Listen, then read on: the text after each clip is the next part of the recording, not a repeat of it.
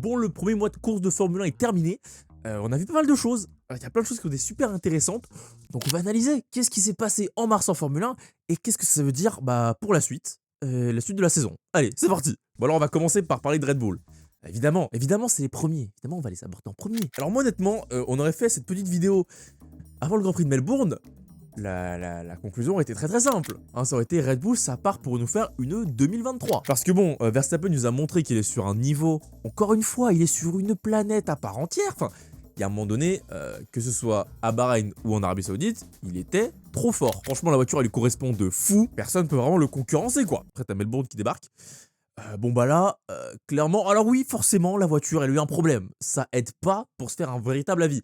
Mais n'empêche que le rythme de la Ferrari et de Carlos Sainz, pour moi, ça a remis en cause un peu la domination de Red Bull cette saison. Je sais pas, mais moi, ça me fait poser la question de est-ce qu'ils sont vraiment si forts que ça? Non, parce qu'on l'a dit, les deux premières courses de la saison, très forts, rien à dire. Mais aussi, c'est deux courses qui sont assez atypiques. C'est généralement admis que Bahreïn et Jeddah, c'est pas des courses représentatives de la majorité des courses qu'on va voir au calendrier cette année. Et quand on voit qu'à Melbourne, Perez, il est pas capable de faire mieux que 5ème, alors que, à Bahreïn et en Arabie Saoudite, il a fait 2ème. Mais voilà, moi, ça me fait poser cette question-là. Je sais pas ce que vous en pensez, mais est-ce que Melbourne, c'est vraiment un cas différent pour le reste de la saison, ou si c'est vraiment le fait que la voiture est pas si dominatrice que ça, surtout Max Verstappen qui est très fort, et que si on l'enlève de l'équation, Perez il va pas être capable de gagner. Ce qui induit donc que la voiture n'est pas si dominatrice que ça, parce que si elle était vraiment dominatrice, peu importe qui tu mets dedans, ça gagne.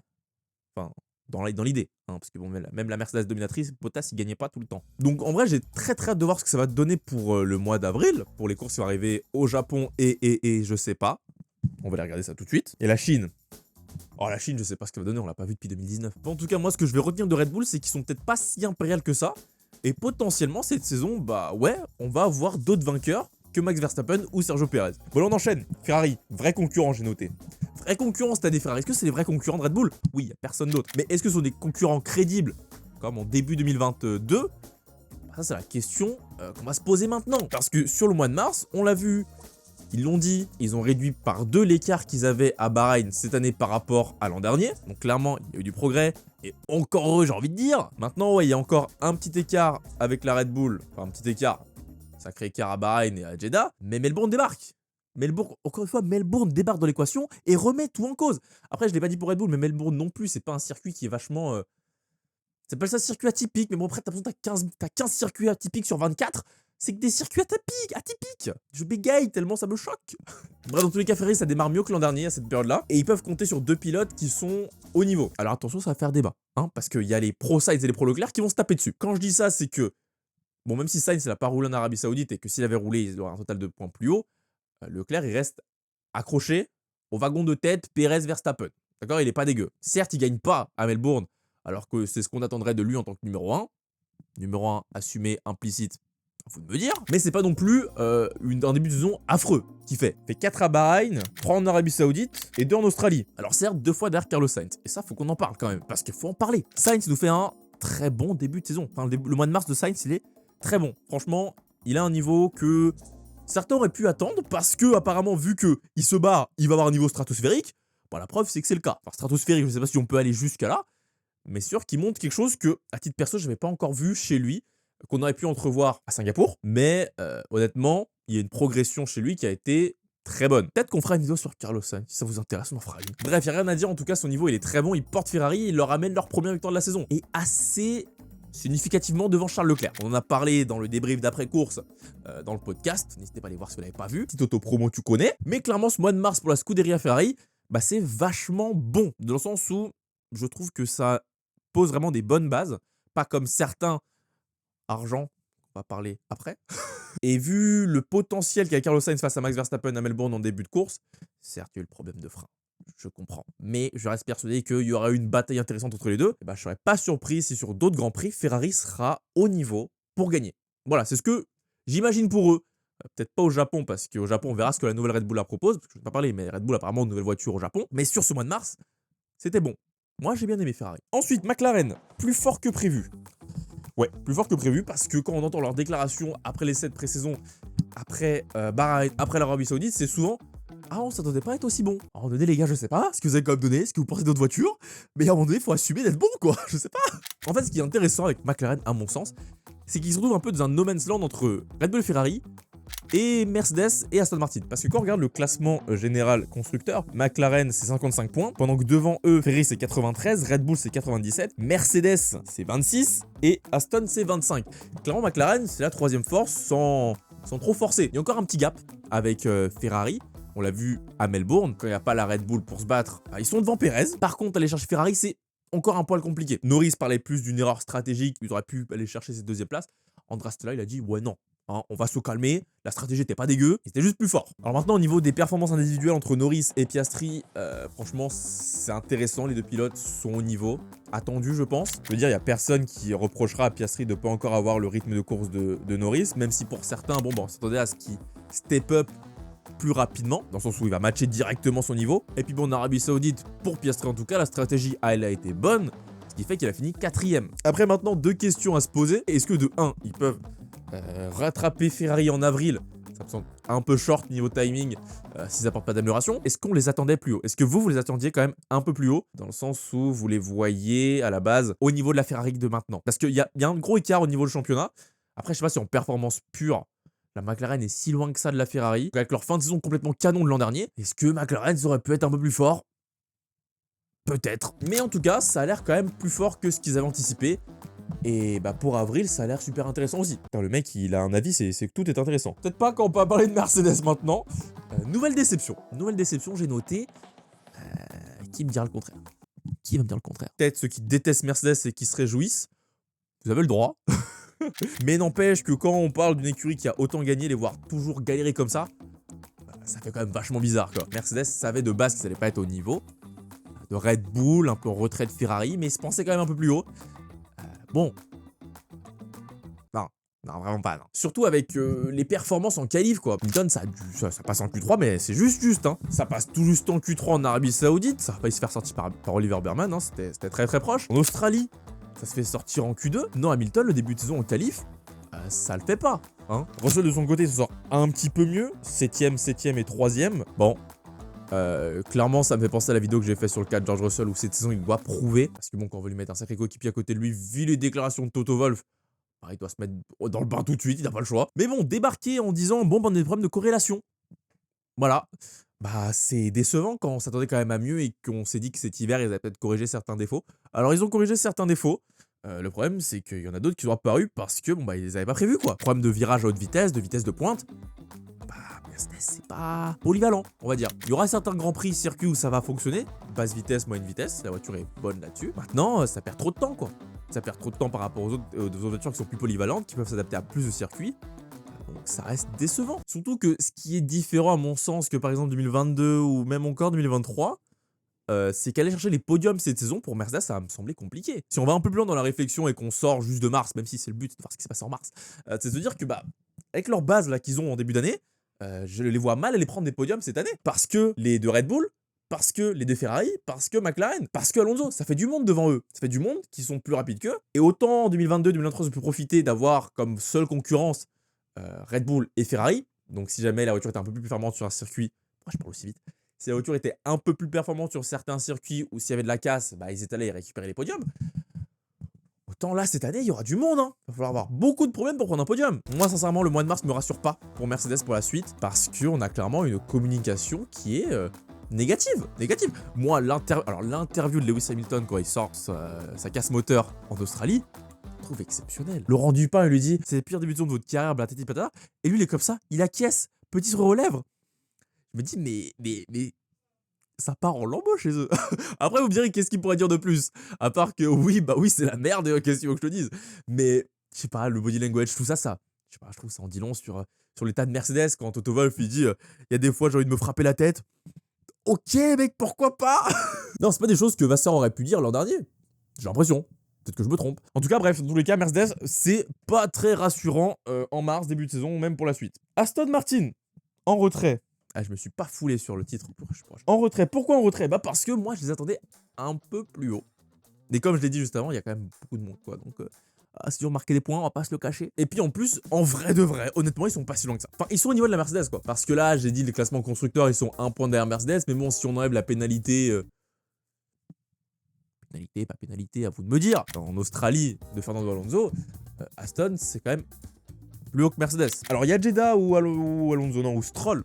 Il part dans le mur, il aurait pu marquer des points, ça aurait pu les aider. Maintenant, ouais, des 5 équipes capables de jouer, bon, peut-être pas le titre maintenant, mais au moins le top 3, c'est la moins performante.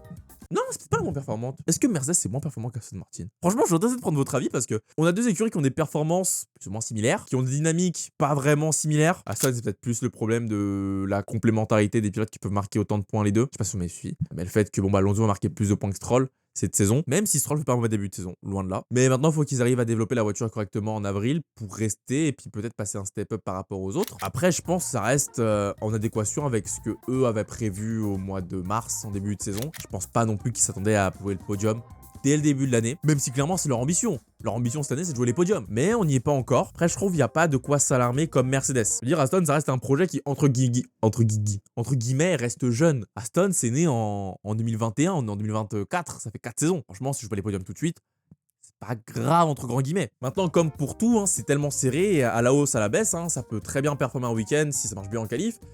Et ça marche un peu moins bien, ils peuvent se retrouver bloqués en Q2. Donc en vrai, quand même assez hâte de voir ce que ça va donner en avril. Un début de saison, ouais, correct.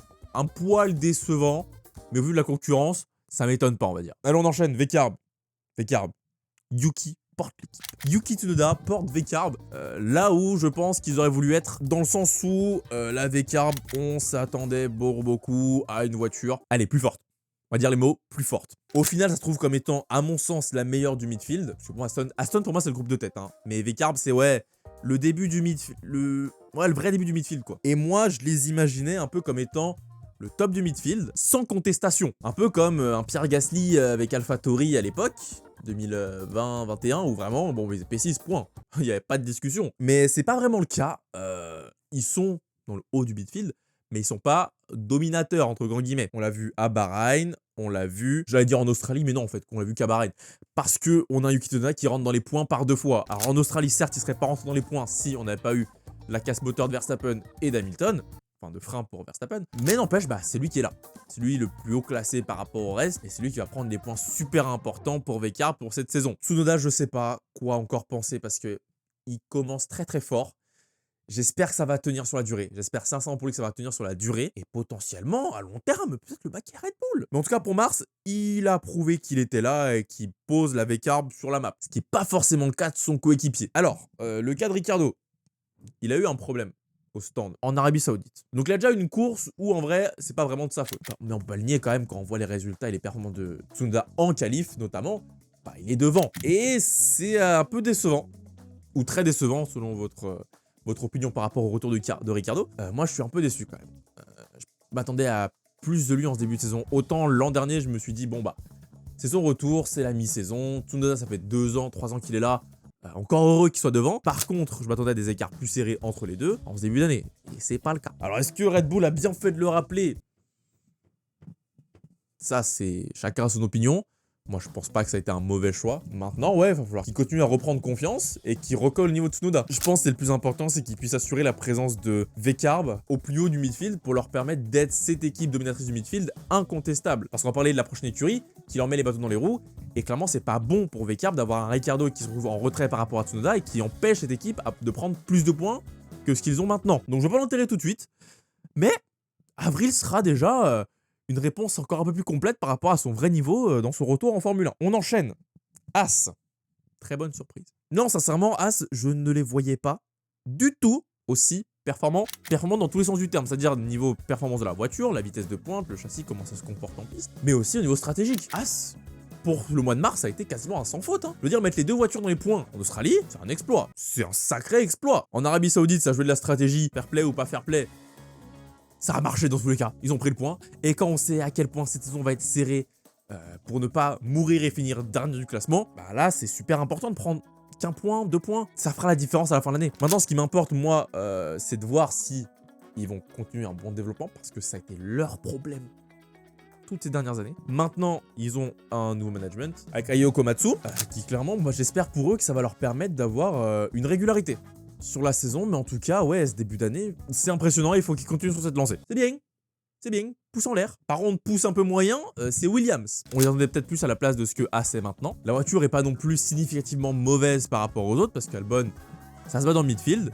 Sergent, bon, il continue d'apprendre, hein, reste un jeune pilote qui est pas au niveau d'Albon. Après, c'est difficile de lui demander d'être au niveau d'Albon, à mon sens. Mais ils nous ont habitués ces dernières années à être vraiment cette équipe du midfield qui va chercher les opportunités. Et là, le début de saison, il y en a eu des opportunités, mais ça n'a pas marché. Pour eux, ça a été Tsunoda ou Haas qui sont allés chercher ces points-là. Maintenant, ils ont avec eux James Wolves, qui va potentiellement les aider à avoir un bon développement sur toute l'année. Sur quoi je me base? Sur ses années d'expérience avec Mercedes, sur le fait qu'il a une vision très long terme, sur le fait que ses déclarations, c'est vraiment on construit des bases pour un avenir sain et on vise pas le court terme. Donc si ça performe pas maintenant, c'est pas grave, mais ça va peut-être performer plus tard. Donc à mon sens, ça reste une petite déception parce qu'il y a eu les opportunités de prendre des points et ils l'ont pas fait. Maintenant en avril, il y a que 2 courses. Je pense que ça va être à peu près le même niveau et je m'attends pas non plus à les voir marquer des points. Allez, on arrive vers la fin. Kick F1 Team Sauber. C'est quoi le nom? Non, c'est F1 Steak. Eh, vas-y, la flemme, on appelle ça Kick. Les pneus.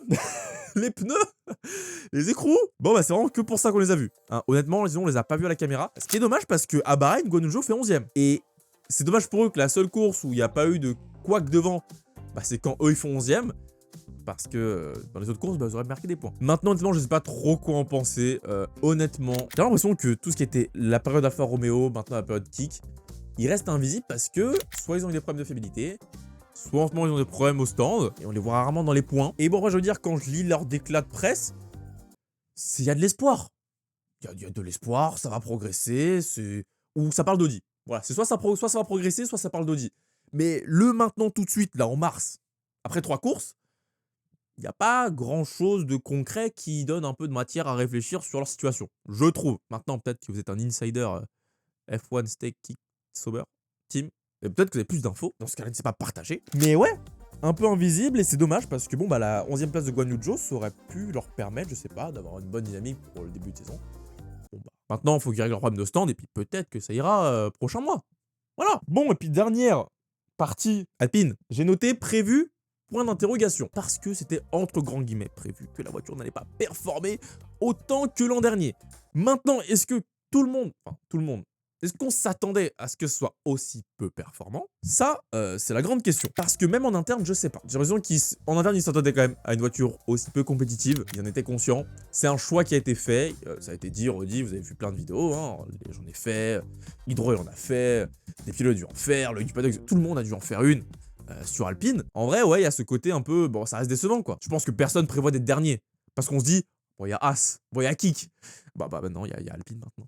Ouais, c'est eux les derniers. Alors honnêtement, il faut que de l'espoir, parce que, mine de rien, c'était au fond du 3 Bahreïn, mais 13 en Arabie Saoudite pour Ocon, et 13 en Australie pour Pierre Gasly. Comme après, c'est sûr que quand on voit qui est-ce qu'il y a derrière, c'est Kick Sauber. C'est pas fameux, mais ça montre que il y a quand même un peu d'espoir, dans le sens où c'est vraiment pas non plus Haas ou Williams 2020, où vraiment, ils sont loin. Il n'y a rien à espérer d'eux. Là, c'est clairement ce qui était prévu, c'est d'avoir une voiture plus lente, mais plus saine à développer. C'est sûr qu'il faut un peu de temps pour qu'ils puissent développer leur voiture. Moi, je leur fais confiance, dans le sens où j'espère qu'ils vont remonter. De toute façon, il n'y a que ça à faire. Maintenant, la question, c'est combien de temps?